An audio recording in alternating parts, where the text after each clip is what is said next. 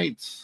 We are live. Welcome everybody to our 11th podcast. We are here with R.H. Snow and our guest host Frederic to explore the realm of illustration, as that's going to be today's talking point, as we're going to be exploring illustration. So I hope you're all ready for that. So Frederic, thank you so much for joining us today. My pleasure, James. Yes. And what are you working on today? Because you always got an illustration going whenever you got a stream. Yeah. So I'm working on a comic book, total for 24 pages for the first one. I'm halfway penciled, and now I'm doing some of the inking. This is page 7 that I just finished right here, and we're starting work on page 8 of the first issue of Rattel #1. There you go. That is so exciting! Oh my gosh.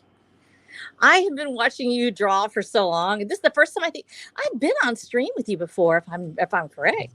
And Yes, I just watching you draw is just incredible. Every time I see you do something, it's just always amazes me no end. Why, thank you. No, and it's that kind of talent that really brings out what we're doing here as indie authors. A lot of people assume that because we're indie that we don't that we're following a traditional publishing model, and so we just couldn't make it in publishing, or we didn't have interest. And nothing could be further from the truth. We love what we're doing. We have some great talent in this community, and you are one of them. And we are so excited to let you show us a little bit about some of the things you've been talking about, especially about coloring, which I'm excited because I am a terrible colorist. I am, and as John Douglas said, I am a distinctive artist. When somebody says that's like telling a girl that she has great personality. You're distinctive. Your style is unusual. I was laughing because he said, "I love John. He's always been great for me. He's one of my biggest boosters." And I illustrate because I wanted to have these characters out there and to see them. And my editors actually said, "No, go ahead and do it." So I'm not horrible.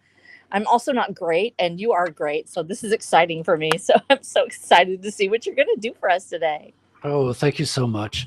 Well, I'm just going to push forward this piece here. So I just tend to start inking bit by bit, not really planning which way I'm going to go. It's kind of like a little bit here, a little bit there. And I'm kind of using these modern Japanese pens. So instead of going wholly traditional with quills, because I did learn with quills, and I hate those things. They're terrible. Same with brushes, though I did enjoy brushes more. I have discovered these like modern Japanese brushes. I don't need to dip them all the time. I don't need to wash them. They're artificial, but they get the same quality of line with if you practice enough with them. So that is amazing. Tell us a little bit, since you mentioned this, we're going to go in it. And first, I guess we need to get started, but I would love to hear about your background and all the things that you're talking about, because you're saying some very, very interesting things to me. I just love what you're saying. Thanks. My background's kind of unique, and it's kind of like it's far from a straight line. It's like a straight line. It's like if it was a road, it'd be a road that had a big bomb right in the middle of it. Because when I was a teenager, I was going to be like the world's greatest artist, right? I was working hard, learning like step by step. Like you learn how to draw. Okay, how do you draw 3D characters using? Okay, you start by using like little shapes. So you learn the shapes, you put them in 3D, you do all that. Then you got to learn the muscles. Okay, well that takes a while. Muscles of the legs, muscles with the arm. Oh, it turns out they're kind of similar when they flex. So you same with the fingers. The fingers kind of like work the same way. So all the work you do kind of sort of piles up on one on top of the other, and you acquire skill by skill, and it kind of never ends. You always have something to get better at. But at one point, you're like, okay, I'm starting to get better than the worst artists out there. So I'm kind of like getting close. I'm glad I perform a positive role model for all of y'all. Good job. Go ahead. Yeah, I mean, it sounds a little bit mean to say sometimes, but it's kind of it's good to see bad art. It's good to compare yourself to what's out there, to say, okay, not every story needs this level of quality art and stuff. And it's kind of gives you a perspective, because when you're especially when as an artist you're like locked up by yourself like for hours at a time, so you tend to get into your own bubble in your head. So Oh there's yeah. there's a trap of wanting, like, if you're not the best, you're the worst. So we tend to be our worst kind of judge some at some periods. It's weird because the same page I will go from thinking, dude, this is like going to be a good drawing of mine, to, whoa, this is the best thing I've ever done. It's better than I thought. And then I get to later steps and I'm like, oh no, there's way too many mistakes. Oh, I can't put this out. This is the worst thing ever. And it's the same page, there's no difference. It's just Yeah. like over you staring at it for such a length of time, your emotions will change. So you have to sort of like ride the waves through the storm and just have the patience to get through it and get better through practicing, basically through making it, through creating. No, that's a fantastic way of saying it. That sounds like you've had a really interesting journey, and actually a long one. Can you tell us kind of where you started out? Actually, where did you start learning? So Sorry, James, did you want to say something? No, go ahead. I'm listening. I'm ripping just the like wheel an out. audience member right now. James, well, let me say this since we're sort of playing here. James, he's telling us about his story and how he became an artist. Tell us a little bit about you as an artist. And everybody is an artist. I don't want to hear anybody say, "Oh, I didn't do this thing." No, I'd love to hear what you have to say about how you're an artist and what you've done. And then I'll say a little bit about me. And then we're going to go forward with Frederic then telling us about his background, because it's always interesting to me when we have hosts that they say a little bit about where they're coming from. And I think that for Frederic, that'll give him some ideas about what we're looking at when we look at him and how incredible his stuff is. It's interesting that you use the word artist, because I come from a design background, and we always kind of early on, it's interesting because there's so much titles for everything when you enter the world of design. Whatever you're doing, the chances are it has a particular title associated with it. And over time, I kind of just got a little fed up with the titles. Like, I'd be doing one thing and it's like, oh, you're a producer. You're doing another thing. You're a designer. You're doing this. You're like a motion graphics artist. That's what I hear a lot of the time. And I've also noticed people kind of, argue about the titles, what is and isn't art and whatnot. And for me, I kind of got over the titles. It's kind of like design is just what I do. It's my skill set. It's just what I taught myself how to do over time. And I guess we're going to talk about my journey. It's kind of really just been hands-on. I went to school early on for game design, but to become a game designer, you had to take, that was like a bachelor's degree, and I had to get an associate, a science degree in what they called visual communication. And visual communication is just graphic design. And what it essentially boiled down to was just 2 years of crash course, learning the fundamentals and then all these different applications. 2 years of that. And on my second year, 3 months before getting my associate's degree, they canceled the bachelor's program. So I was just kind of stuck with that associate's degree.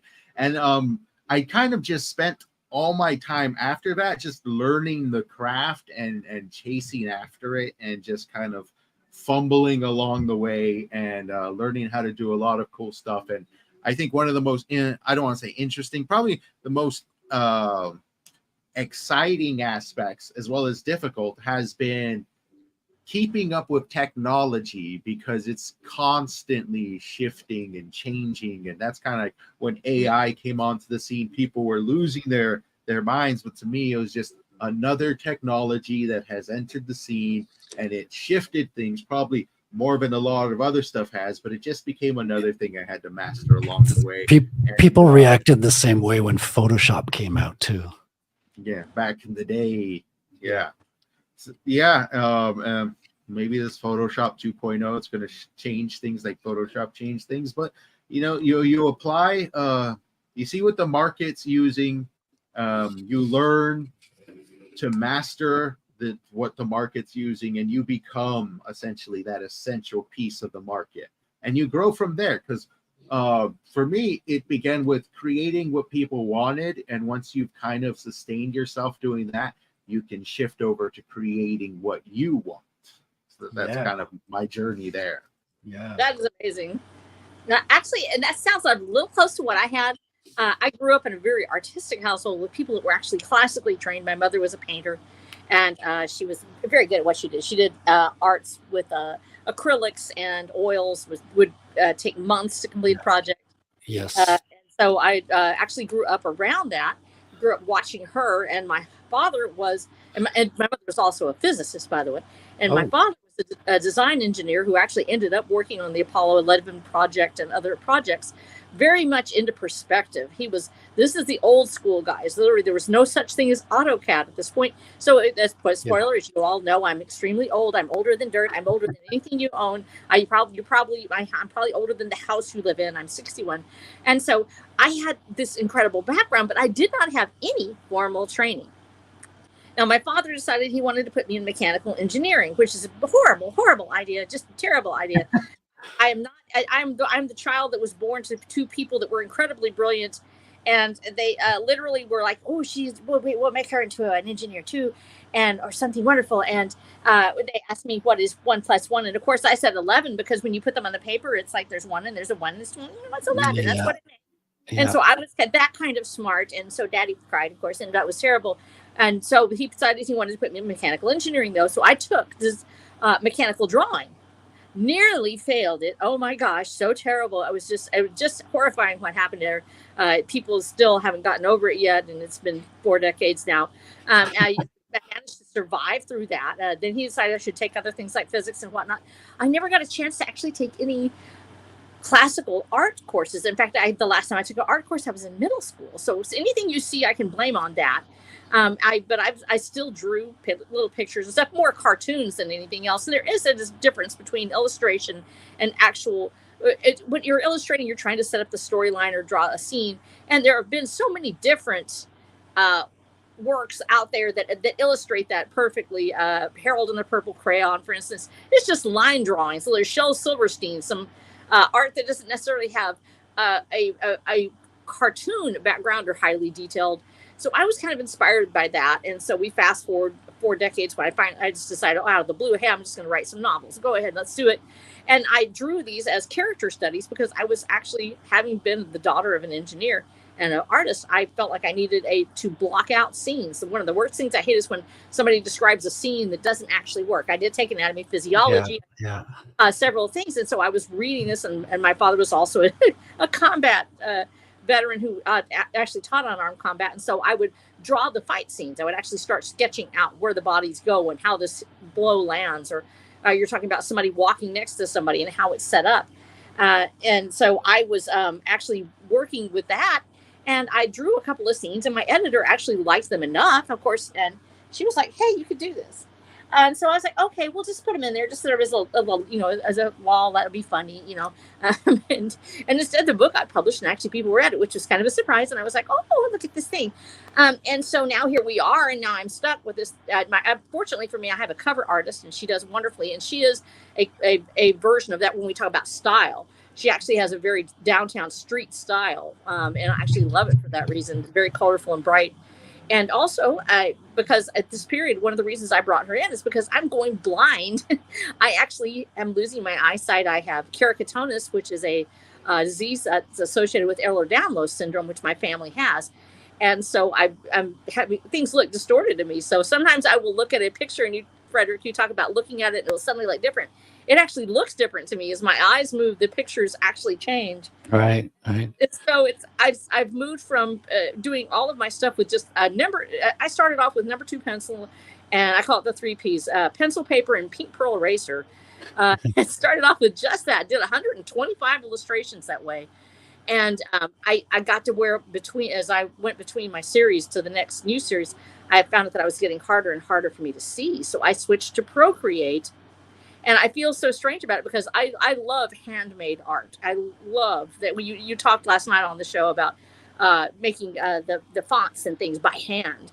And my father, of course, being an engineer, taught me some fonts that you would make with ink, of course. And he was very much into that. So I love that look. So I almost feel like I'm cheating with Procreate. There's some brushes where you can just use them and they create a rock background or whatever. Yes. Yeah. And and I love that. I think it's wonderful, especially when you're talking small detail work. But the thing I love about Procreate the best is that I make my designs purely from scratch. I will occasionally I'll try to find a model, or I'll see a sketch I like that displays some action. But I try not to trace too much because I want to make it my own image. And so I will use the brushes in the background, especially for textures or things like that. But I very rarely, if ever, I try not to do too much with AI because I wanted it to be my own. The one thing I do know is that it's one thing to employ it as a tool for learning and for creativity, but if we let it do everything for us, we lose our abilities. Yeah, and that's true. so I found that getting used to blur tools and the different brushes that are in electronic art with Procreate, for instance, has changed the way that I pick up the pencil now, and I have to go back and practice with the pencil so I keep those skills.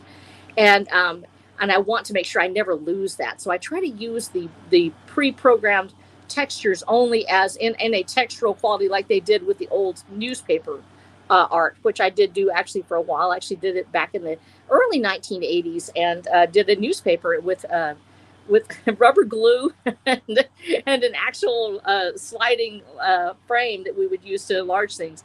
And so I know a little bit about design, just enough to get me in trouble. I know just enough to think that I'm doing okay. And I realize that there will come a point, and I've told people, when it gets so bad that you can't tell what it is, please tell me so I can stop. Don't let Snow keep going until she's just horrible. But I always feel self-conscious because I don't have that training. And when I watch somebody like James, design where you actually know what you're doing, or me where I have no clue, I always end up in trouble that way because I feel like I'm not good enough. And I never know, how well I might do. And then I decided one day, you know what, it's okay. I'm the author and I can illustrate my own books. And someday somebody will also come along, just like Arthur Rackham, doing Dickens. Somebody else will do it, then it'll be really cool. And they'll base it on what I drew for my thing, I hope. And so I've learned how to pat myself on the back with that. But yeah, that's a good attitude. Yeah, watching artists at work actually always just impresses me so much. At the same time, it's just frightening to me that somebody can be as good as you are and work with ink and not be afraid. That is just terrifying to me.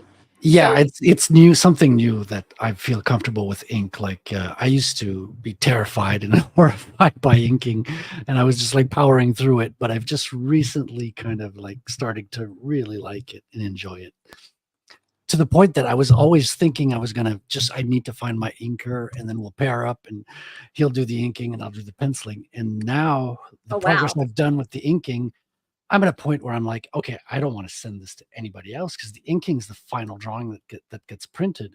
Oh, yeah. Whereas I'm still open to pairing with a colorist. I can't even imagine giving it to an inker now. I want to have final line on the art at this point. Oh, no, that's fantastic. And you were talking about the brushes that you're using and everything.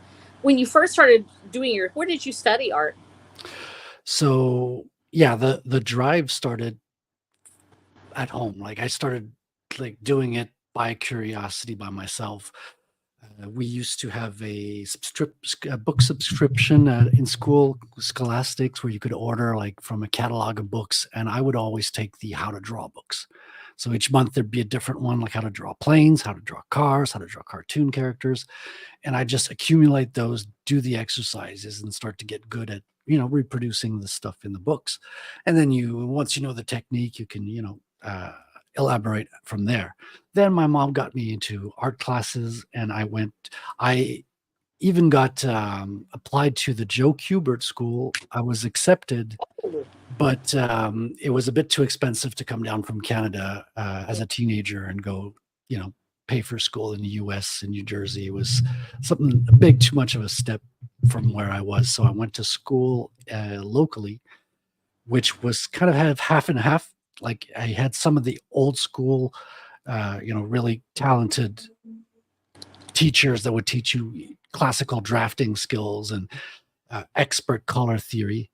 And at the same time, the old good teachers were kind of on their way out, and you had a new batch of teachers, which felt kind of like, for lack of a better word, they were very into abstract art, and they were so much into abstract art that if your art resembled something, it wasn't art. They were Oh dear. So I was failing art school because my stuff was looking like something, So Your it tree was, looks too much like a tree. yeah. What you should be, drawing the turbulence of human interior turmoil through, class struggle instead of drawing like Well, this and kid. that's such a damaging. We've seen this over and over again. Not just then. And how long has it been since you were in school, Frederick? Uh, I don't know, 30 years? Yeah, a little less than that. Yes, it's still happening today, but we hear about artists dropping out because only a certain style is accepted, or only people they only want to see uh, the Dadaist or whoever they have actually embraced. And it's not about teaching art. Actually, it's about alkalites. And I think that we have to be aware that artists are who we are, and it's one of the reasons I'm a little bit more forgiving of myself sometimes.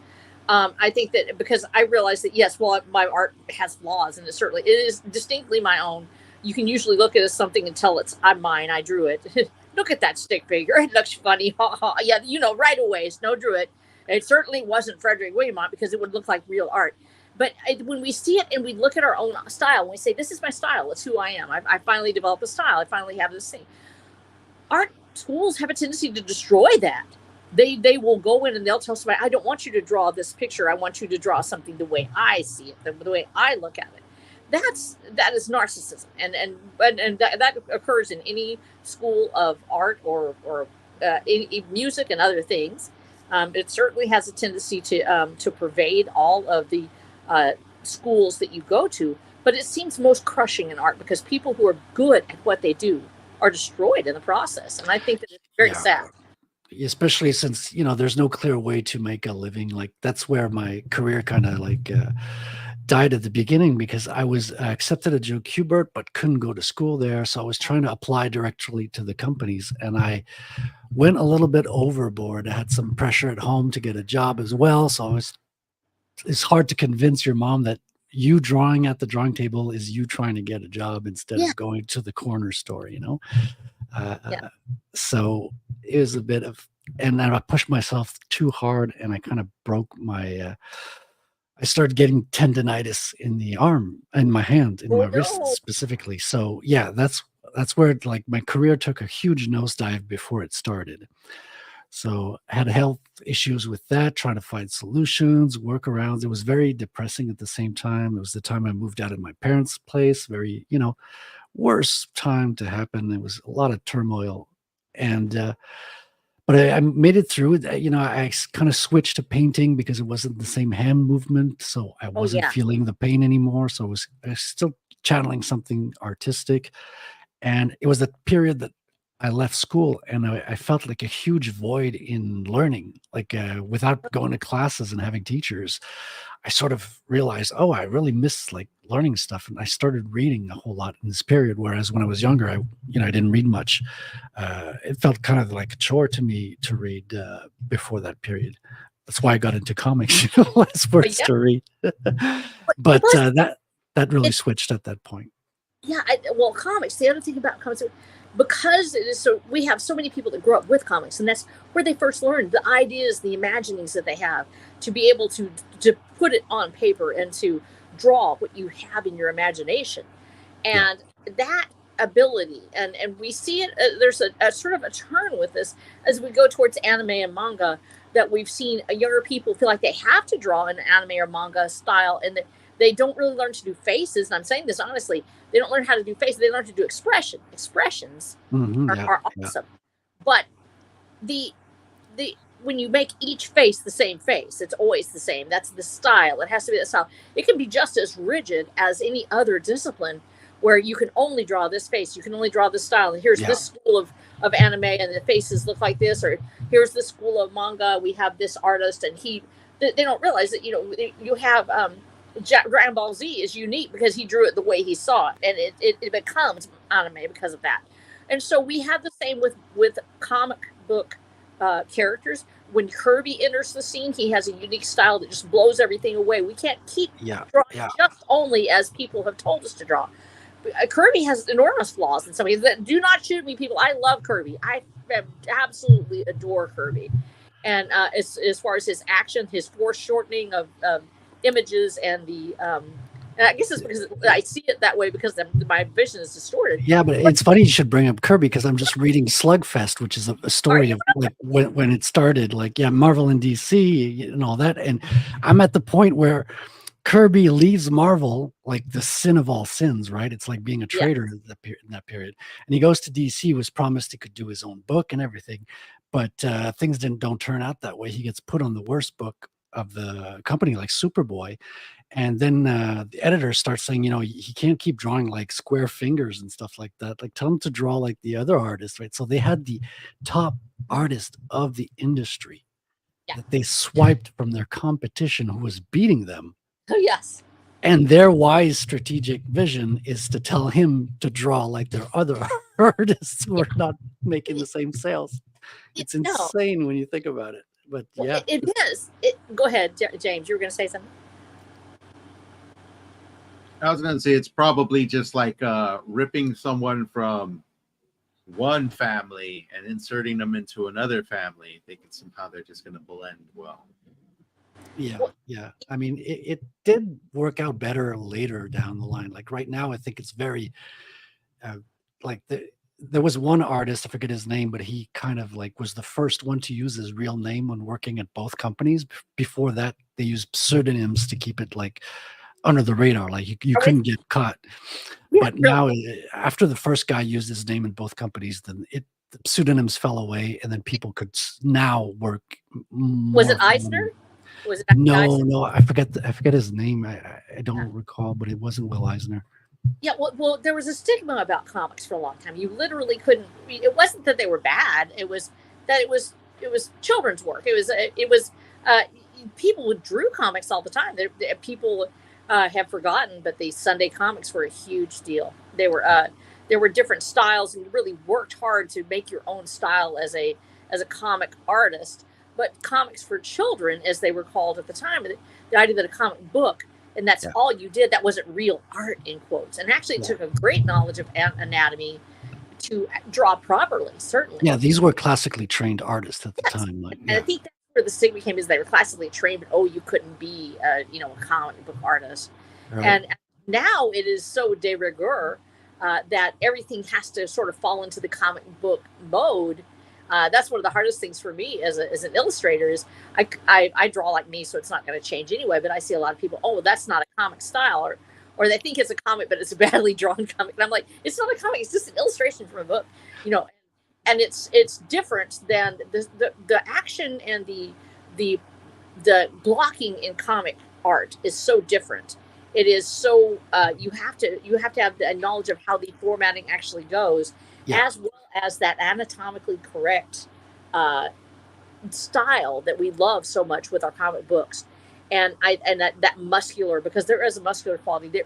That is an art form as much as kabuki or anything else. Yeah, because I'm working in the superhero business, and that's kind of like power fantasies aimed at kind of younger men, right?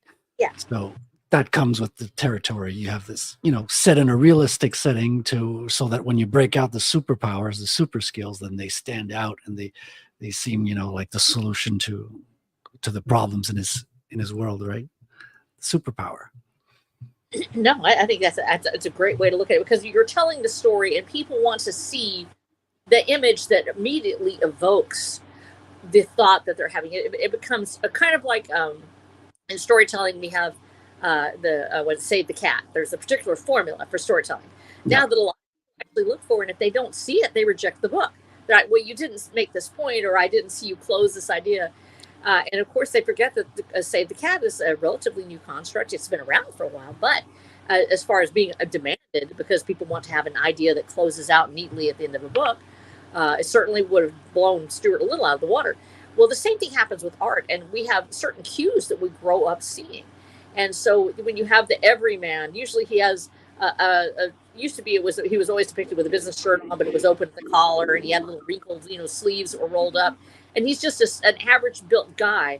Nobody really notices him. He really doesn't stand out. And then you have the superhero, and he always looks like Superman. Even we know he's Superman immediately. We know that the superhero guy usually is muscular and brooding, but there's something very strong and dangerous about him. And I think that's the reason Peter Parker stands out so much to those who followed Yeah. him from the beginning. Yeah. Peter literally shows up. He's a scrawny high school kid. He stays that way. I mean, he's Spider-Man, but when you look at him at school, he's still sort of like the reject. He's I don't know. He's in the dark room all the time. Hey, you geek, and he does try to push it right. Whereas Superman and the others of the DC universe were so muscular to begin with. They looked like the alpha, and instead you have Peter over there just as this, he looks like the everyman. And that was how Stan Lee actually turns that around, is he used that everyman trope and identifies Peter by drawing him as the everyman. He's the slender, kind of slouched over a little bit. He's sort of looking at his meal in the corner, and it's not until he puts on who he really is that it's the superhero inside of Peter that makes him so distinctive. He gave him personalities, because at some point, like, one critique of DC Comics was that you could change the word bubbles, pointers between characters, and it wouldn't do any difference. Like, there was no voice that was unique to each character. It was all just kind of, the hero acts like this, talks like this, and it's kind of very generic. And Stan Lee started, and it started it was his breaking point when he started doing that. He was at the point where he was going to quit Marvel Comics, and his wife was like, "Well, if you're going to quit anyways, why don't you do the story you've been wanting to do, like, before you quit? Like, just do that." Yeah. That's what, at the point, he was doing Amazing Tales number 14, which is Spider-Man, and he got paired. Well, Kirby had a crack at drawing Spider-Man first, but like, it wasn't doing it, and then Ditko took it over, and then Ditko gave it the unique look that we know of Spider-Man today. And he also made him act like a spider when he had the suit on. Like, he behaved like, in the panels, he was like attached to the wall. He was behaving like a spider very much as well. No, that's fascinating to me, that we really need to read more about people that were unique and different in their industry.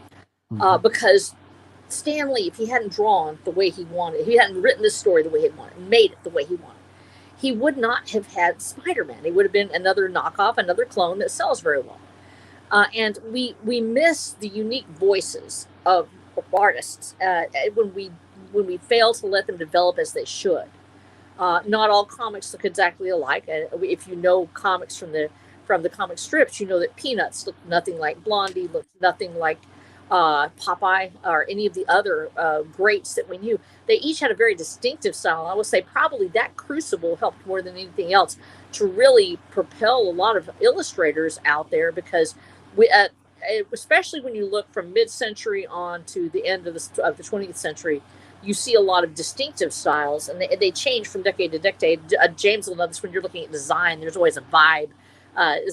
So sometimes what looks like really badly drawn art from like the 60s and 70s, it'll just look like somebody cut and pasted like paper and stuck it to and it's a face. It has like a carrot for a nose or something.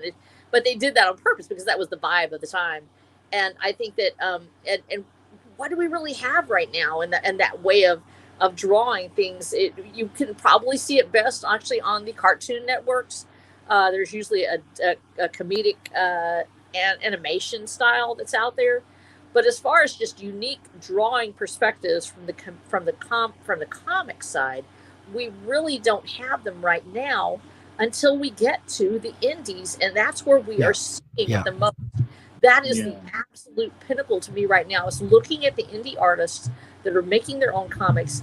I can look at their own work, and the good ones, you can tell who it is who's drawing. You can tell their styles are different, their voices are different. Yeah, and I think heavily that probably has to do with just the art style over the years really becoming industrialized to a T, where it's just kind of almost taking people and putting them in a factory line of creation and having it come out the exact same way every time at the end. Yeah. Now, I agree with you. I think it's about cranking it out, and we see this a lot actually. And we talk about classically trained artists, and we get each of us in our head. We get a vision of a particular artist. For instance, James, when you think of an artist, we're talking about the artiste, the one who flies around the world, and they're, you know, or Van Gogh or something. Who do you think of when you think of the painterly, the great artist, as we talk about the classic? I think the great artist of our time is that I can't remember his name. I think it was Richard. He stood in front of the he was on television and he would just give painting tutorials, had this big old fro. I forget his name. Bob Ross. Bob Ross. There you go. Bob Ross. He was the Yes. guy, you know, like you can still see some of his stuff today, and it's like mesmerizing just to Yeah. watch him paint and the entire experience. Like I think what one thing he encapsulated is he brought traditional painting and he used modern day technology to broadcast it throughout the world and create these tutorials you can watch to this day. But it wasn't really Yes. traditional, though. It was interesting Yeah. because it's this German technique that it's this technique that this German guy developed. But he also did some videos of his technique, but he's like not charismatic at all. Like imagine like a fatter German bald guy doing the same technique, right? And it's not the same thing. Right.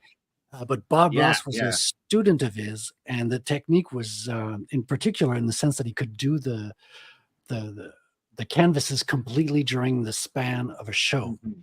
And that was the innovative part. And he took that from this guy and added it his like super smooth, suave personality and Yeah. great teaching skills as well. Like, I mean, I don't want to Mhm. take anything from him because I love the man But as I well. think that's something that happens over time, though, is I think an art form becomes industrialized and then it has its own layer of elitists who kind of set the standard of what should be.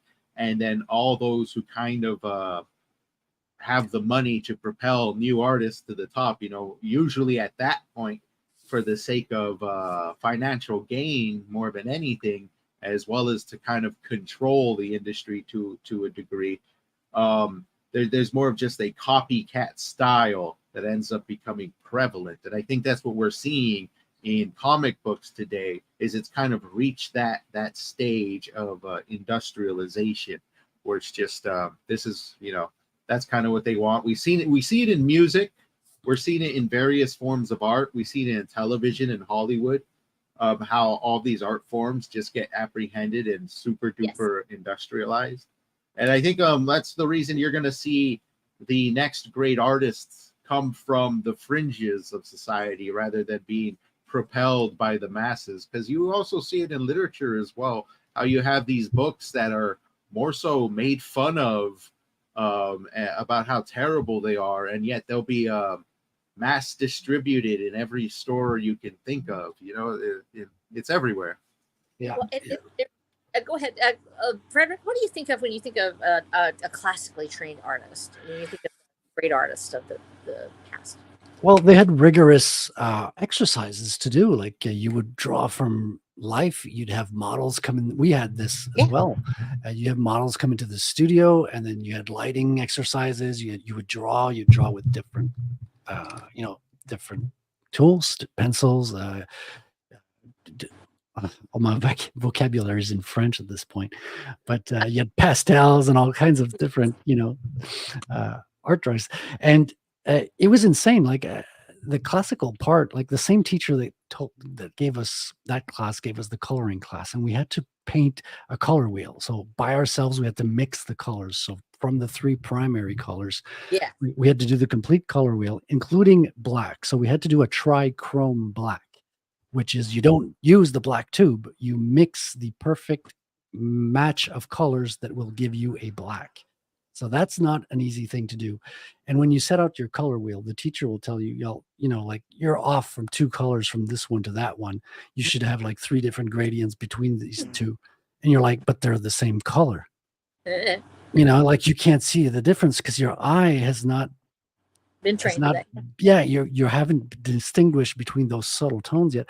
So then you go back to your desk and you stare at it, and you stare at it long enough that you're like, oh yeah, there is a little bit of difference here. And if I do this, and then your skill of observation grows. And I think that's what you got with the classical training. Yeah, and we see there's a great divide between those who truly love art and want art as an expressive medium, but also to convey. And to the whether you're working in marble, if you look at Da Vinci and Michelangelo, or you get to Salvador Dali and others of that period, the painters and Van Gogh and others, they each have a distinctive style. Art was meant to express, and yes, there were very rigid styles, and many times as we start to go into, especially in a painting, that everybody seems to have a style, their de rigueur that they wanted to share. But as we move forward, the destructive nature of art instruction and the degenerative way that they treat their artists, it's not about expression or about the art that was within, but instead just becomes about some nameless ideology. You can't make it look like something. I couldn't put a name on it or a finger on it back then, but now I look at it and I'm like, okay, this is the thing we see, because we've seen it come full throttle nowadays in 2024. Yep. And we see it in vast areas of life. So it's like, it's not just art. This is the shape that it took in art. Like it's discouraging. It's demoralizing. You see people like, it's brutalist. It's actually, it's part of the, I consider it part of the brutalist movement, that it must look like a one person imagines it. You cannot look like the artist imagines it. It must look like the person who wants to sell your art is imagining it. And here we get to the great mystery that so much of high art now, as we call it, the things that make millions, are absolutely worthless looking. It's not something anybody would really want. Well, nobody's looking at them. They're imports. They're imports because they get a special tax classification if they're not inside the country, and they're in highly like contained stuff just for the dollar value. So they're actually ways of, saving money, or just it's a way to it's used as money, basically. It's called money laundering. Is actually what it's called. You can have somebody put a dot on a canvas and they say, here's my art, and you say, okay, here's $1 million, and it can be disguised as art instead of influence peddling. Or you literally have people that are patronized by politicians who sell, and that's all they do is they go out and they make money for great entities out there, and it's passed hand to hand because nobody regulates whether or not what you think of as art, and it shouldn't be. You cannot say this is art, but as a result, rather than listening to those who are living only to launder money in large amounts across international borders, we should not look to those people. If we're looking to that culture right now, which literally has some people just mass producing items and selling them at a very high dollar amount, we should actually just let ourselves be artists. We need to learn art. We should definitely say, what am I trying to draw? How am I trying? What do I love? And then you look at that style and you go, how did this artist draw it? And then you learn from watching and doing. But you don't go to people whose sole purpose is to sell $1 million pieces and pocket the money to. Because it's an influence game. It's you have to have the connections, and it's this artist will have the appraisal, and it has nothing to do with talent. It has nothing to do with the it has nothing to do with art. No, it's and plus, like, you can't really put an exact value on a piece of art, so it's a perfect way to just kind of store value. Just trade for this particular amount, take it over there, then trade for the exact same amount. Yeah. I mean, there's a funny story of Picasso where they came back to him and saying, like, hey, we have a huge collection of your stuff, but there's like some fraudulent stuff that's like gotten in, so we need you to come in and tell us which are the real ones and which are the false ones. So Picasso goes in and says, okay, well, that's a false one, that's a real one, that's a real one, that's a false one. And then the guy goes, hold on, Picasso, you just said that one's false, but I was there at your home the day you painted it. Oh. And Picasso says, yeah, but even I can draw a fake Picasso like anybody else, Uh-huh. Well, it's flattery, of course. Picasso is unusual and different. He does some great work. He represents that challenge of the mind to look at something differently. But he shouldn't be held up as if you like because some professor loves Picasso that everything must look like Picasso. And it certainly shouldn't be forced. People who love classical art, who love to do a particular style, shouldn't be forced into a mold of abstract or Dadaist movement. Neither should those who are painting flats. When you're looking at movement activity, when you're looking at Grandma Moses or at other primitive artists when we talk about that particular group. Frida Kahlo, who actually has this very bright color palette that just pops, and the intricacies of it. Her style is so different than anybody else's. But Grandma Moses and Frida Kahlo wouldn't exist if they had been appraised only by a professor. In fact, they probably would have been discouraged from doing this. Frida Kahlo and Grandma Moses have their art because they decided to create it regardless of what other people thought. Even Diego Rivera, who actually is an artist who is married to Frida Kahlo, and I had books of his, actually have antique books of where he drew the illustrations, would sometimes critique Frida Kahlo's work because he didn't consider it to be in his style, which was very Art Deco heroic Soviet style art. And he was not always appreciative of that beauty that she had. We cannot allow other people's art styles to stifle our own. And one of my great journeys as an artist, I will say that I'm an artist of sorts. I'm self-trained, but you'll never probably see AI make one like I do, because I'll make mistakes. Because of my deteriorating eyesight, each one is different. As a result, some things will be distorted or put into a position and I don't really know what it looks like, which is kind of cool in some ways. In other ways, it's a little distressing. But it becomes a part of who we are as our humanity. And those portions of us as artists, when all we do is mirror somebody else, we become an AI at that point. We become an artificial intelligence. We are not reflecting the true beauty within ourselves when we are imitating someone else. And those are the ones that are actually those are the ones that are in danger of being replaced right there. Yeah. Is they essentially kowtow to the wants and the needs of the corporatists, and then they just, the corporatists find an easier way to achieve those wants and needs without them. Well, and that's it.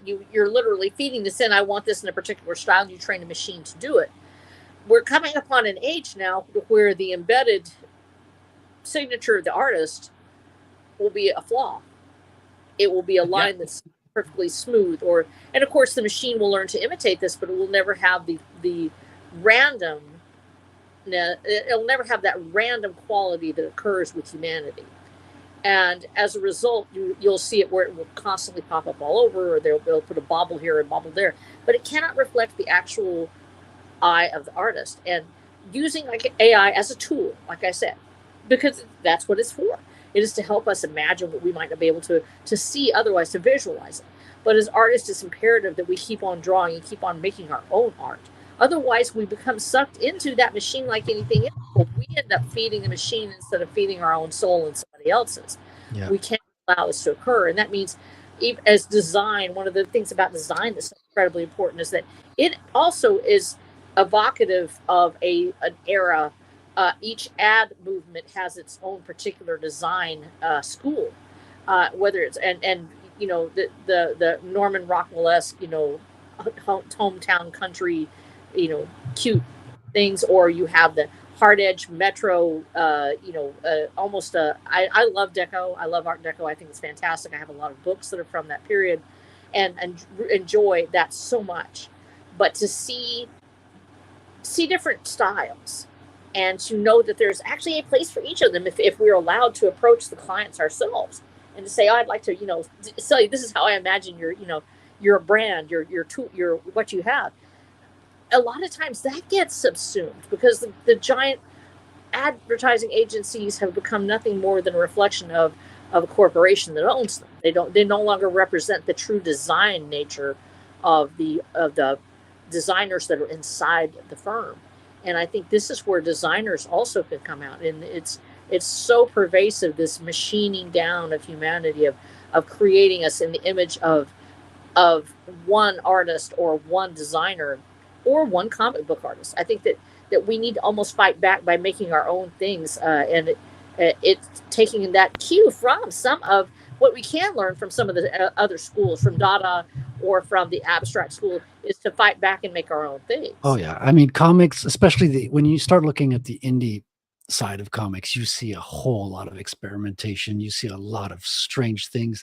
People play with the medium a whole lot more as well. Like some people start to play with the direction you read the comics. There are other artists that would interact, like have the person top panel throw something at the person at the bottom panel, and it would. So you have all this playful stuff, experimental stuff, especially in the indie sphere, because there's no restrictions, there's no editor to tell you can't do that. And comics, it's accessible because despite the lack of there's a difference in skill level, but in the indie sphere, it doesn't matter as much even if you have such and such a skill level, but you assume it and you style it and you do a nice glossy finish of whatever you can produce. Yeah. People will judge as a whole, with the story, with the character, with the everything you put into it, the theme, the actual things you chose to draw on the page, because everything is a product of you when you're an indie creator, because there's nothing there that you didn't put there, because it wouldn't be there if you hadn't put there, because you're the only person involved in the creation of the product. So a lot of it is intentional, of course, but a lot of it is just everything you didn't think of that just came in naturally, because that's who you are, and that's the stuff that makes you human, I think. We've been talking about, for instance, Berserk, which is a big topic right now as we're going back through those volumes. And I have not read Berserk, I'll be honest. But as we talk about those artists, whether you're looking at the creator of Dragon Ball Z or Toriyama, are you looking at the designer of Berserk, the art style evolving with the story, as these artists, many of them self-taught, they go in and they create this character and they create these backgrounds, and the art style evolves as you read the work. And love that so much. I do. And you're watching the artists grow. You're watching the artists become who they are. You are on their journey with them. You get to see the way they start. I think this is why people love Picasso so much, because you can see the early works of Picasso and how it looks different from the late works of Picasso. Van Gogh's style, as he descends into the world of his own pain and suffering, that he brings that emotion and that drama to the canvas. There's a frenetic beauty to his madness, because you can see it in the actual paint stroke. You can touch it, if you were allowed to see this thick daub of paint. And when you back away from the canvas, you see it. We see this in Monet's blindness, as you look at his works and you realize this is a man losing his sight. And that resonates so much with me, that the tones become so different. And he creates these beautiful impressionistic works that can only be viewed when you stand away from it. And then there's others that you get closer and closer to see what the design and the beauty. I see that a lot in yours, Frederic. The delicateness of detail, the way that the line goes together, and the ink work, and that interplay of shadow and light that we have when we're talking about inking and drawing. Those things, the way that they are put together, that's how we celebrate ourselves as artists. And we can watch ourselves grow from our first works to our last works. I can take things I drew as a child and I can still see the work that I did today, whether or not it'll ever be accepted as, oh, that was great, or it's just I had personality, woo, and that's good enough. You know what? I've never been the pretty girl. It's going to be all right. I learned that I could get along by being cheerful and being fun sometimes, and maybe I on my very best day I'd be a 7, but by golly, I was going to try to be a 10 in personality. We can do that with our art as well. We can be ourselves and we don't have to be the greatest, most beautiful. That's so true. That's so true, because I think that a lot of great art isn't even good. I'm going to explain myself with that statement. Like, a lot of artists do amazing, great comics, but they can't even draw a good figure. Like, the thing is, they exaggerate, they put in movement, they've got all their heart in it, all their enthusiasm, all their drive. They're excited about it, and they make you excited by what they put on the page. They can't draw a hand, maybe they can't draw a realistic gun or a building, but you get like super excited turning the page, and you don't give a rat's. Well, I'm not going to curse just for the heck of it, but it doesn't matter that's not drawn perfect, because it's not. Especially in comic book art, you're not there to check the individual drawing.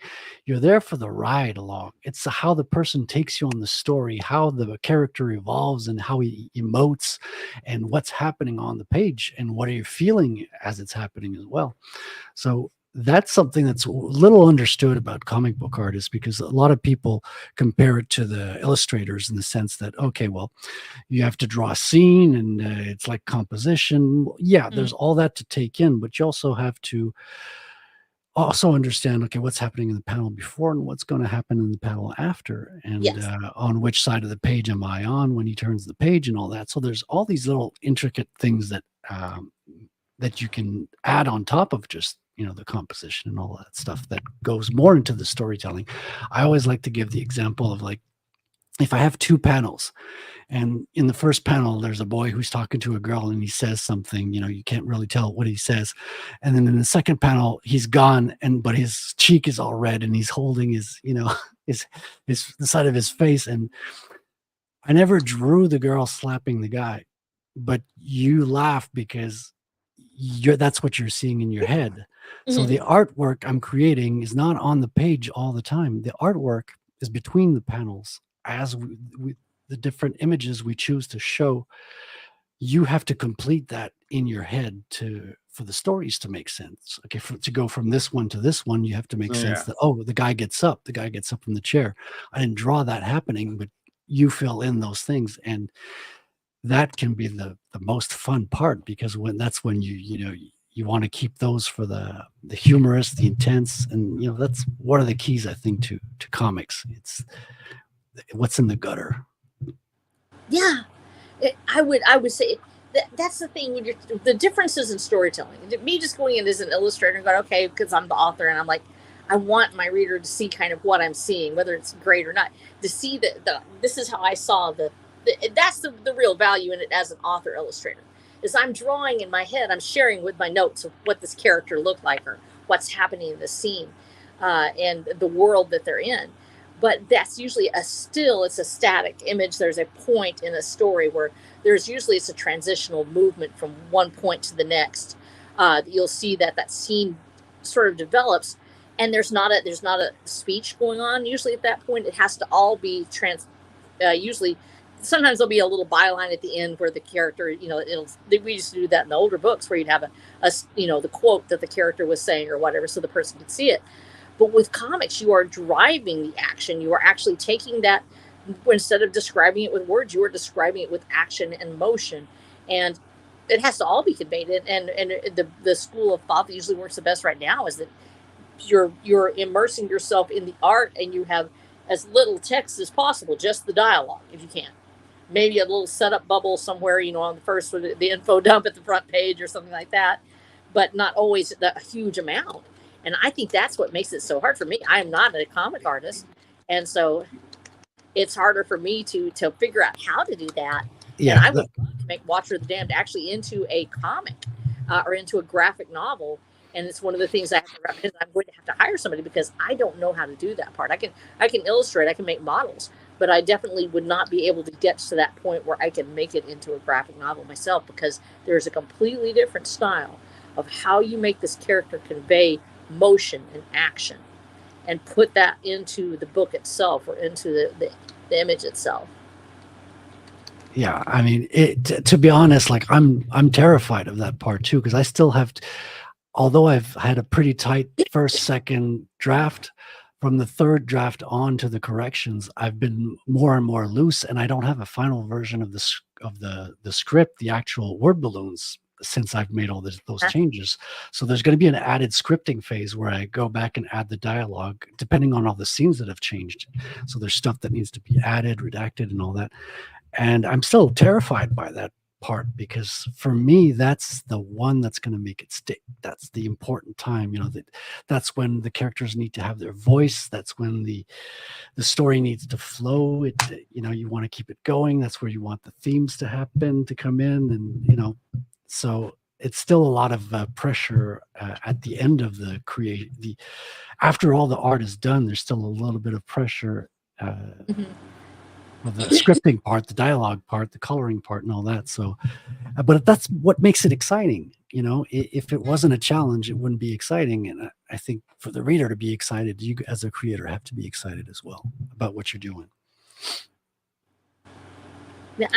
I'm with you on that, James. You had something to say. I heard you breathe like you had a thought. I don't want to run over you because I love talking to you so much. I'll get in trouble. Go ahead, do it. Oh, no problem. I can sit back and just hear you talk about anything all day. I mean, I'm sure that's why Thanks. we have half the audience we do. But Yes, but that's very sweet. one thing we keep touching on is how kind of like if you really want to get a new style, a new story, something fresh, or even harkening back to something old school, you pretty much got to go to the indie scene because I believe the reasons is actually simple, and it's so that way those that are quote unquote mainstream can essentially I'm going to use the hot topic word, they can essentially just gatekeep. And I don't Yeah, think they just want to gatekeep strictly for the sake of spreading ideology. I think they want to gatekeep primarily to control particular artists and turn them into gigantic money makers, and not overflow the market with more and more literature, because clearly if there's just more literature out there in general, or more art out there in general, the value of your basic piece of literature is going to go down. And I think that's ultimately what it comes down to, is an economic stranglehold, so that way they can take control of content and almost just plan yeah. out a future for an artist, and plan out a financial scheme for them to make money for the years to come. And that's my take on it. They're also in control of an industry that's kind of, I don't know if I want to say dying, but definitely shifting. I mean, because the American comic book market is having a really hard time. The manga part has taken over, and the comic book shops are closing, because we have a very unique thing in America where we have like comic book shops and people who go Yeah. straight there. Comics used to be bought in retail with newspapers, and that hasn't happened in a long time. And the comic shop came to be, which is like a unique thing, and they started to have a bit of control, and that kind of like led to some of the behavior we saw in the 90s. And I don't know if that's going to stick around forever, because the mangas all went to the bookshops, and even the comic book companies are going towards the bookshops now with their compendiums, their omnibuses, and even some are doing like graphic novels straight for bookstores. I think And a we're lot going of to. bookstores are struggling themselves. That's right. That's right. Yes, that one of the great secrets, and something we're just now really hearing about, is that the bookstores aren't actually selling new books. They're selling old books. They're selling classics. They're selling things that people want to read. They're great for going for a date night. I love antique books, and I will do anything to see them and buy them. I think they're wonderful. But we don't see a lot of new book sales. There are very few new book sales. And looking at the actual numbers, when we look at some of the numbers where where authors that supposedly are highly in demand, and we find out that actually they were counting those sales because they counted the bookstore buying it. Yeah. That you sold 90,000 copies. Well, it turned out it was 90,000 copies of Barnes and Noble. Yeah. And when you actually buy, how many readers actually bought it? I won't say who it was, but there was a famous sci-fi author. It was 38 copies were sold nationwide. That was it. Nobody wanted this. It wasn't, but it's hard to find that out when you don't realize. So we're imagining ourselves, against these authors, thinking, "Wow, they sold 100,000 copies." They actually, we're against the industry. That's what we're facing, is the industry, which is going to use cloak and dagger, lies and schemes to keep its power and uplift the names it wants and tear down the names it doesn't want. No, and that is the truth. It is a system of grinding out, because they want it when it comes. We don't understand the world that we are living in. We don't realize what it looks like. And one of the best things I love about being old is that I actually remember the world before. And well, it's always had a message. It's always had, we always had the top 40 music, and you had to break into top 40, and you had to sound like this particular style at that particular time, or you had to only, play in, they would pick the big acts and they would let them become huge. There was a very sweet spot where you had breakout acts like Buddy Holly or Little Richard, or somebody would just break out and they would be not fitting the mold, but they would manage to bring in the groupies, and they would finally make it. But for the most part, you always had a message of some kind. But at the lowest levels, to say that all things must be alike, that they must share a narrative, this is where we're actually seeing it. it has to all fit into this gigantic system of people that want only what they want. And if we don't feed them what they want, they refuse to let us feed each other. The world is starving for good stories, it's starving for good art, good music. But getting it to the people, we're not allowed. Because why? Because they want only certain messages to go out. If they're not allowed to control the medium, if they're not allowed to control the messaging, they do not want us out there giving our own thoughts, to write our own books, to write our own music or our own stories. They're not controllable as an artist compared to those that they approve. That's right. And where artists had in the past had always been sort of a niche thing. People would hear about it, and you would have a circle of friends, and they would celebrate what you have. And that's where the starving artists, their greatness is discovered after their death, because we see how beautiful the work actually was. We have to start looking at ourselves that way as authors and as comic book artists. We're creating a work, a body of work, and it will be judged based on its own merits, not on whether or not it sold this or that. Or I love to use Tolkien as an example, because although he was a famous author, it was relatively niche until the 1970s. He had decades actually before it really exploded into the public consciousness, and that was in the 70s when it really took off. That this became this huge transformation into the fantasy realm. And of course it had been there before, but he really explodes into the public consciousness thanks to his readers that were early, and that we have to see ourselves in the same way. There's a great story with do you know the story of ElfQuest? Because it's super relevant. Tell us. I was sorry hearing you talk about it. It's I'm just gonna like ad lib what I saw in a great documentary I saw this week, and it's very relevant now because they just gave her a movie, which is what she's fought for her whole life, her whole career. And I think she started in the 60s, and she had so basically she broke into comics a little bit. She had a rough childhood. She was adopted, and parents wouldn't let her draw what she wanted to draw. And she adopted a manga style, but made it her own and created a story of elves that she kept to herself for the longest time. And at some point she starts to create it as a comic, and it was really hard to get off the ground. She got, and this was at a time where only Marvel and DC were making comics. So once you get refused by those two, there was no other option. So by some chance, she got approached by this guy who's saying he was an indie publisher of indie comics, and it turned. She eventually got to print it, and it was not good quality at first, but she kept on it going through the years, and put all her personality in there, and put a lot of love in the details and the art. And it wasn't the same caliber or style as the majors, but there's so much love into it, and so much humanity, and so much realness in the lives of the characters, that she got a whole bunch of readers hooked on it, and it took on a life of its own. Now people are collecting, and at the end of all her trials and tribulations, she just signed a deal with to make a comic, an animated film, which is what she wanted all along. So. No, and that is a fantasy worth it. And what we can hope for her, because we're of the system that we're in right now, there are great works of art that are being published. There are wonderful stories that are being told. Finding the people who will do it without prostituting it is one of the hardest things. Yeah. We see IP that are taken over, and the first one is fantastic. The artist is involved. Everything is great. And then it goes off the rails later as they see the chance to make this become what they want, and it loses its way. And that's the one thing is we all have this dream, that somebody, we can all say, oh, I want to be independent. I love it. There is something flattering about having somebody talk to you and say, this would be a really great movie. And suddenly you're like, oh, wow, that'd be cool.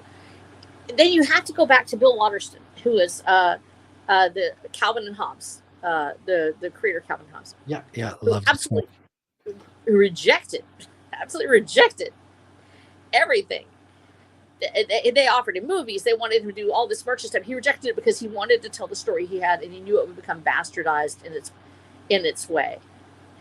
And he didn't want that taking place. And I felt so much kinship for that. And you don't want it. We all want to make a living. We want to do these things. And it's very, very important. But we also, and we have to admit, that's part of who we are. It's part of who we are as creators.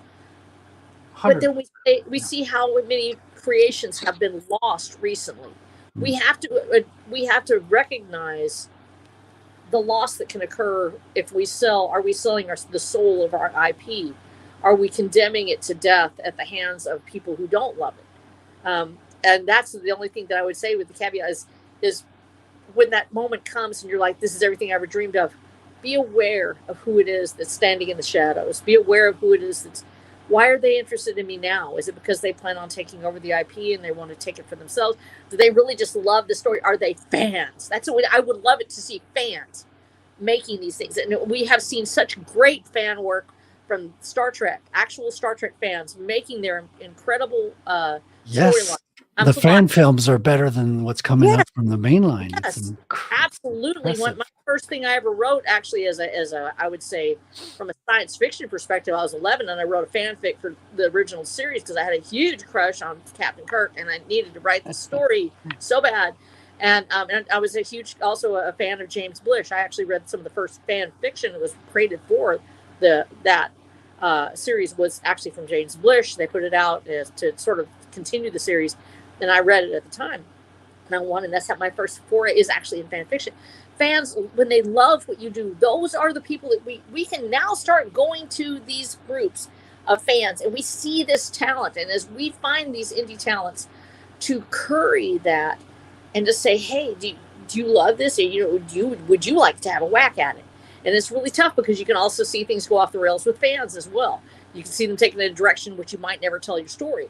And so one of the things I think is most important is that first of all, that we take responsibility and ownership of the IP that we're creating, that property that we have, that story that we have. Write it as we see it in our head. Put it out there, because that's what happens with ElfQuest. She just creates. She doesn't go to somebody else and ask them, why do you think I should market this or what I should do? At first, she's just creating. And if we create something and it is that beautiful, good thing that we have in us and we can make it blossom, then it will literally turn into that unique work that would have never been created had we listened to all the editors and other people. And then the fans can take it from there.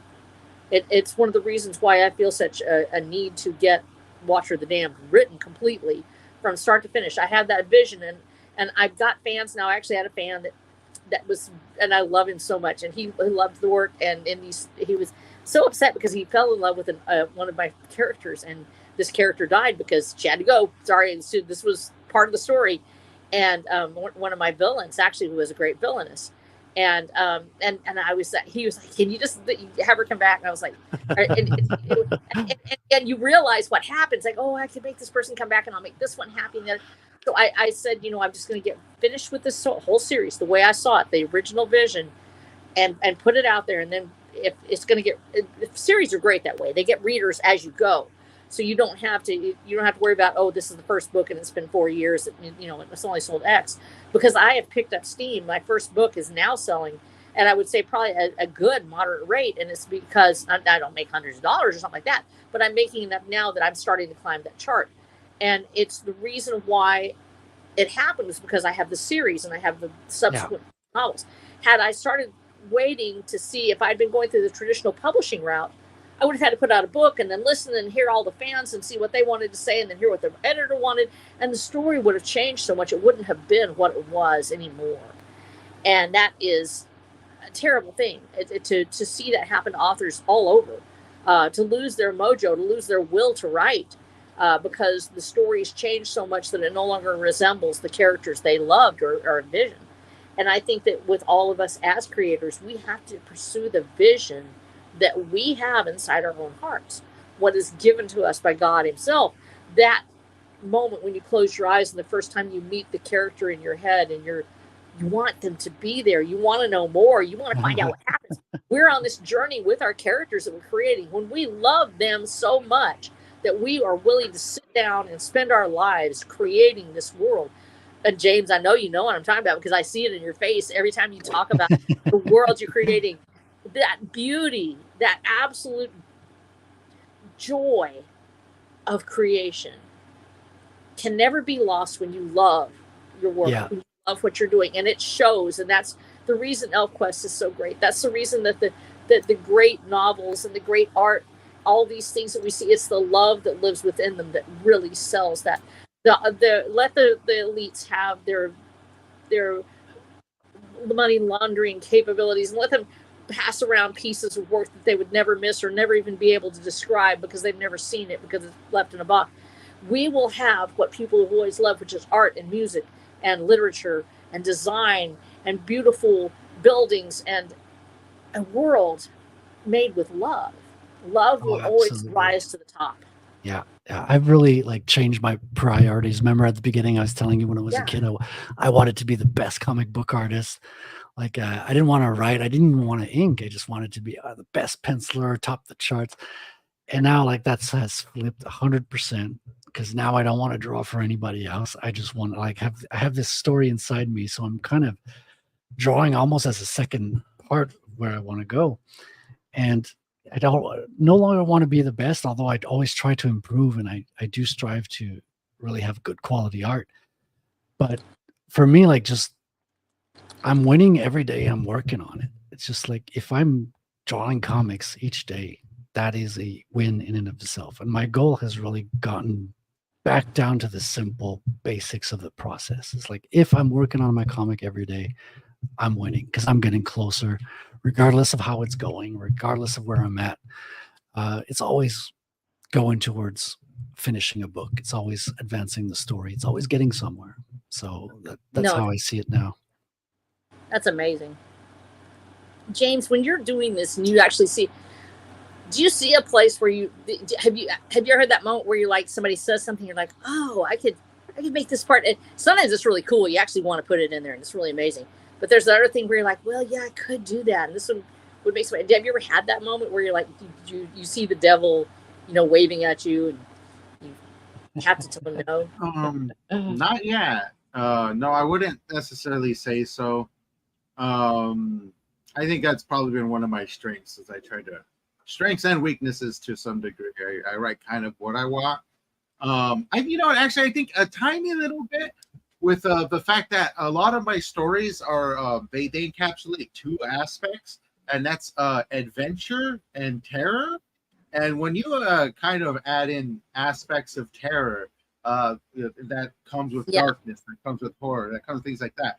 The one story that's really gotten eyes, and I actually think it's just because that was the one that I made into an audio story and was easier to consume and just unique enough to make it stick out from a lot of the prose-based projects that are in the works.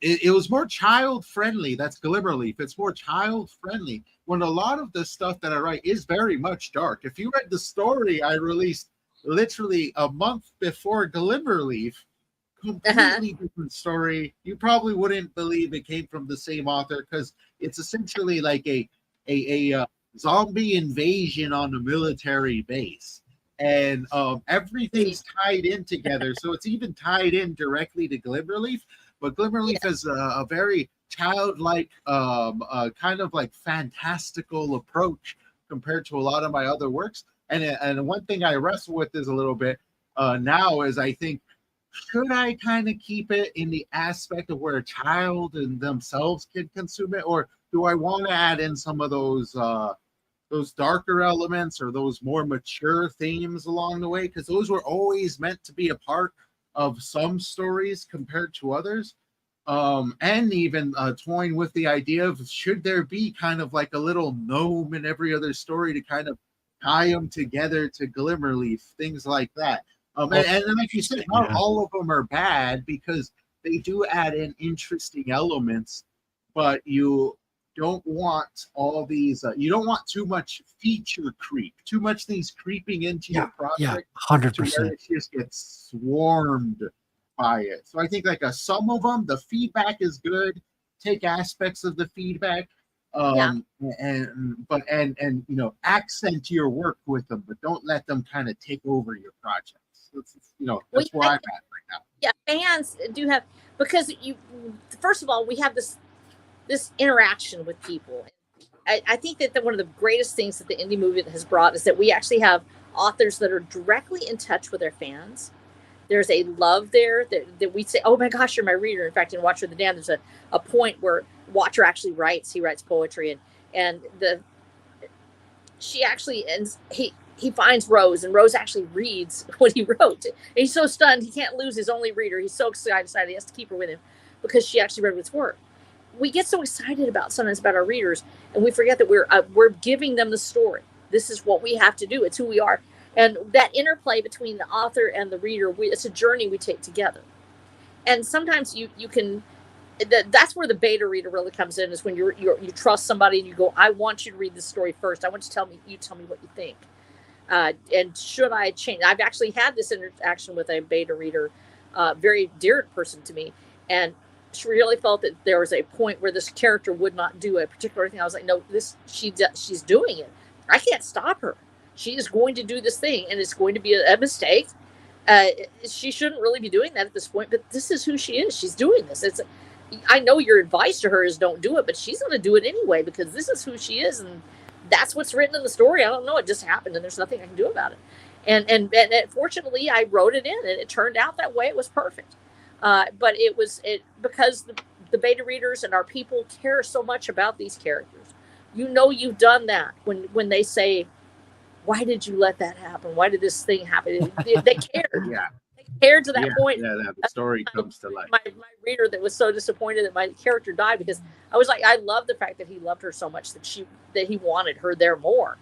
And I thought that, that's a huge tribute. And at the same time, we have to keep giving them the best we have. And that means that sometimes there's that place where, let me give you this creation I've made, and I want to give this to you, and I hope you love it.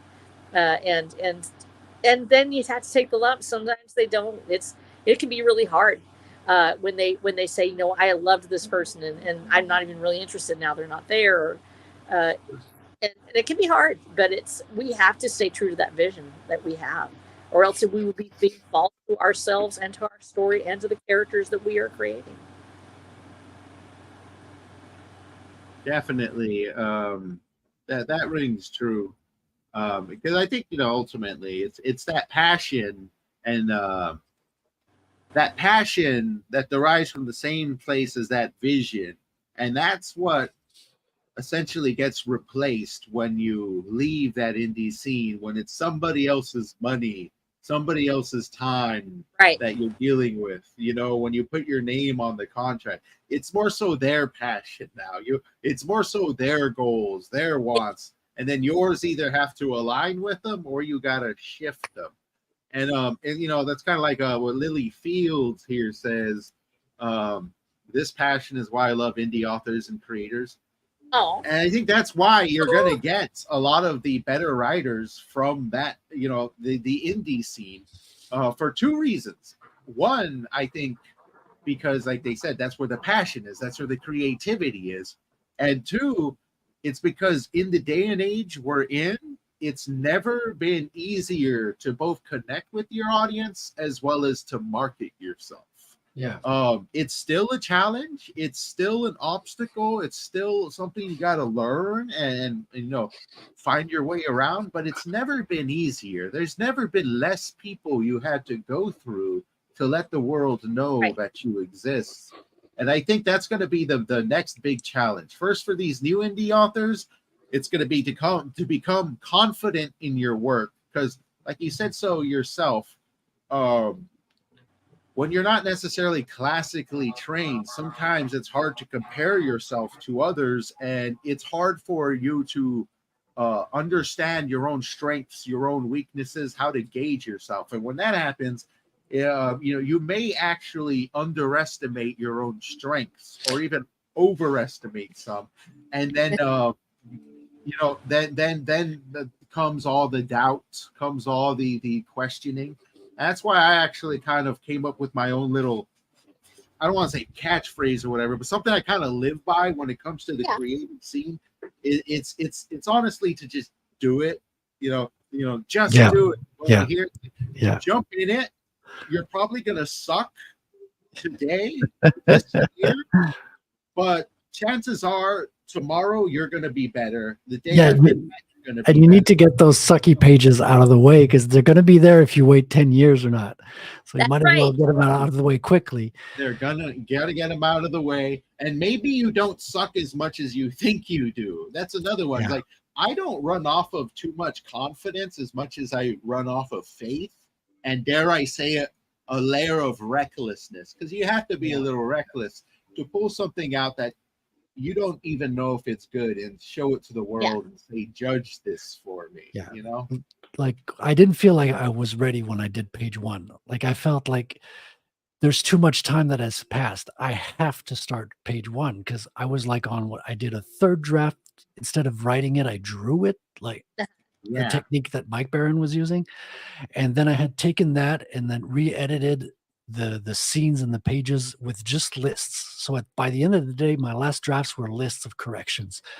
And then I was like, I got to get this started. Like it was itching so bad. I just got on the drawing table. I knew what the page 1 was. I thought I had solved that a long time ago. So boom, I got it started. I needed to just get the machine going, start momentum. Yeah, I think that's one thing that say when you're dealing like a book in general, thing that's multiple pages, multiple thousands of words, or multiple images and panels, it's actually quite daunting when you first look at it, because there's a really lot that has to go into all the separate aspects that formulate the entirety of that project way before you ever feel anything solid or physical in your hands.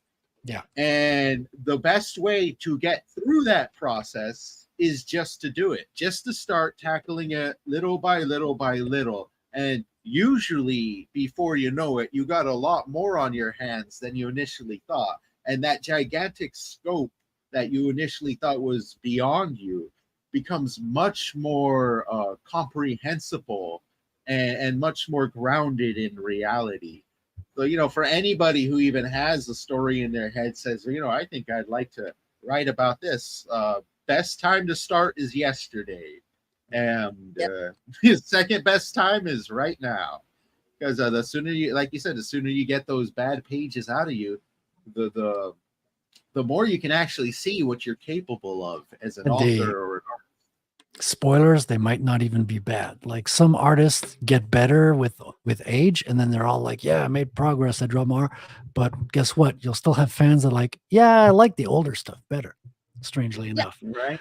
So there's always that to keep in mind. I mean, even the stuff you're disappointed by, someone's going to go, dude, that's fucking amazing. I love it. It's great. What are you talking about? I agree. And I think that I'm kind of blessed in some ways. I've started when I'm older because I was busy doing other stuff like being an EMT and firefighting and other things. And I got sick. And that's how I ended up writing so much, because I literally couldn't do what I had been doing before. And I'm like, and I have this vision, and I've said this before, a vision of a man at a gate chained, and he sees a child, and I see the beginning, the end of it, and the whole thing. Well, the great thing about my life is that I have death lingering somewhere out there. It's like, sorry, there's something about being over 60 that that at any moment you could probably just drop like a sack of bricks or something, and you're sort of like, that's always in the back of your mind, like, might not wake up, and you want to get this project done. It actually creates a need to leave that legacy. I think that I don't understand authors that don't get done. I know that you have to have time to create, that you have to let the story brew. But what's some of the greatest damage that's been done to series and to of comics or books or novels or anything else has been those authors that have not finished the series they've created, that have not finished the works that they have out there, not because they died or because something else happened, but because they simply lost interest. They simply stopped doing it. And something interrupted by death is kind of cool, because you're like, oh, this is the last words they wrote, and it becomes sort of like, gothic and really cool and everything. But then there's people that just don't ever finish. Well, I because I'm so motivated by the fact that, yes, I recognize my own mortality. I'm only 61, and that sounds really weird to say only. But in this industry, for the most part, I'm so much older than most of you out there. I'm so much older than most of the audience that we talk to. And I'm fully aware that because of certain health conditions that I have, that I might not have 5 years to just sit around and not do anything. If I want this legacy to be fulfilled, I have to do it, and I have to get busy with it. And I have to want it bad enough that I'm willing to sacrifice my time for it. And I don't sacrifice my time with my family. Now, let me say that first of all. My family loves what I'm doing. They've been an incredible support to me. My daughter, who is a veteran, is actually my cover artist. My son is my first beta reader. And so far, people who have I'm really excited because the people who loved the series loved it, and those who didn't love it, they probably wouldn't anyway, so it's all right. But the ones who have read, I now have people who I've never met who have read the entire series from start to finish, all 8 books that are already out there. And knowing that means that I know there's going to be something of me left of me, this story, this fantasy that is so much more in my own heart, that if I can just get it out there and just get it to the people, long after I'm dead, there comes a point where you go up to the throne and God calls you in and says, show me what you did. And you show him, and you're like, I was really scared and I didn't look like I should have started it, but here it's the best I could do. And then the curtain gets pulled back on whatever it was you did, the home that you made, or the meals that you cooked, or the children you had, or this dog you saved from a life that on the street, or just a word that you said in kindness to a passing stranger. And the world unfolds of all the ages of the words and the acts and the deeds that you had, rippling throughout eternity, and you suddenly realize, I had a legacy and never knew it. We don't get sometimes to see exactly what it is that we have created, the world beyond what our hands and our eyes have touched. But there is that place out there, the incredible majesty of life beyond us, and our art, music, and our visions become a part of that. We need to give that to each other and to ourselves. And now is the time to start. Now is the place to start. Never say I'm too old to do it, or I'm too sick, or I'm too poor. You can do this. You can create that. I was going to say, well, at one point, like at 21 years old, I thought I was too old to break into comics. You know, it's like, it's over. I'm over the hill. I'm already in my early 20s. Right. Soon I'll be 24. It's terrible. Yeah. Now's the age of creation, really, because a lot of people are just going to get replaced by computers because they themselves entered a very replaceable market. When really it's going to be very difficult to replace original storytelling. Yeah. That's going to be where it's at. Now, with that said, we made it to the end of our stream, and I feel like there's still a gigantic conversation to be had. So I feel like there's a lot here we can touch back on. And Frederic, you're welcome to join us in the future for a few streams as well to continue this awesome conversation. Yeah, my pleasure. Thanks for joining us. We really appreciate you coming through. I think I cut you off there, Snow. Oh, I was just saying my pleasure anytime, and it'll be a pleasure to come back. And I really well said what you just said at the end, RH Snow. It's beautiful. Like, I can see why you're a writer now. You're very eloquent, and your passion comes through in your words very well. Thank you so much. And it's watching you guys, watching that joy in your faces, what you've been doing. And when I look at James, and he gets so excited about the world he's created. But there's this fantastic world inside of him that no one would ever see if he hadn't shown us. And it's alive now. I can read it. I can touch it any day. I can go in and I can see a part of James that I never would have seen had he not written it. I can look at your work, Frederic. I can see things inside of you that have been there since you were a small boy. And that moment, that creation being shared with me is lifting me to make me a better writer, a better author, a better human being. It's not all just about creativity. It's about the day-to-day life. When we give these items to our stories, to our readers, to our viewers, to the people who are listening to us, they're carrying with them. The person who reads and who takes our things is not just a consumer. They are that curator of culture. They are actually the museum of their own soul. They have this little piece of us, and they have this little figurine of whatever it was that we created, and they carry it around in their hearts. And when it stays forever, that's a lasting monument, not just to us, but to them. They share it, and it's almost that viral touch of the spirit. And when they do that investment of time and space that they give us is in itself an act of creation. It is an act of a society and a culture. They choose us. They give us life. They give us a reason to keep creating, and they carry it with them wherever they go. And they are the crucial and most important final part. Because the art, yes, it lasts forever and it lives forever. But without the people to come and appreciate it, to see it, even if it's just one person, that is the reason we do it. And be that one person, guys.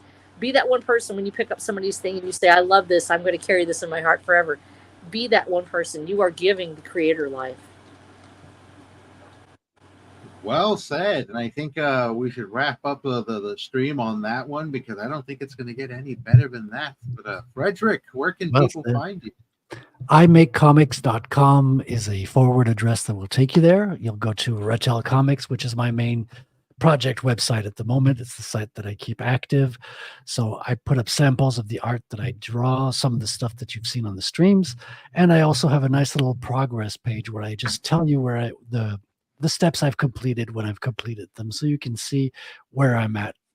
Since I'm not giving a launch date officially, because I can't tell exactly when I'm going to finish, I find the progress page does the same. Nice. And yeah, I also have an art stream right after this in about half an hour on my channel. So if you want to see me continuing work on this, tune in to my Tuesday's art stream. I'll be with co-host Billy Bob, and sometimes Lord Otter comes by and says hi as well. Oh, that is so. You tell Billy Bob I have a crush on him. He won't talk to me. When All right. R.H. Snow, where can people find you? At watcherthedam.com. Be there, be there, be there, where you have a sci-fi Western romance and a huge focus on the rights to life, liberty, and the pursuit of happiness in it. It is an allegorical tale of love and adventure set in a future world where the system is designed to crush humanity. And we have this beautiful post-apocalyptic world of Texas, and some free thinkers that think that they are going to fight back and fight the system and start their revolution to bring humanity back. And I was inspired to write this, and we're now on book 9. I am going to be editing that and getting that out, I hope, before the end of summer. And got in my hands of the editor now, and getting that illustrated as we go. So I love you guys. If you haven't totally tossed my book across the room because of the illustrations, and thank you so much. And I'm, of course, on Amazon as well for Watcher of the Damned. And it is a ongoing long series, and each book, of course, leading to the next. It is a chronological Game of Thrones level saga. And I hope to have the complete series finished in 2025 with a TTRPG that will be an open world TTRPG at the end of that. That's so cool. Come and look at it and see what I have for you, because I wrote this for you and I love you. Yeah, sounds like a big project. 9 books. There's plenty to consume there. People get on that. People talk about original storytelling. A lot of original stories right there. And with that said, my name is James Esparza. Thank you all for tuning in. I am the author and creator of World Without End, a lovely little fictional world that I like to write short stories in, and am developing as I go. If you guys want to check that out, you can catch it at worldwithoutendlore.substack.com, where I release monthly posts. So thank you all for tuning in. Thank you all for sticking through it. And if you made it this far, please give the video a like, leave a comment. It helps us with the algorithm. And with that said, we are out of here. Have yourself a good rest of your day. I love you. Bye. Goodbye, world. Goodbye. Bye. We're ending the stream now.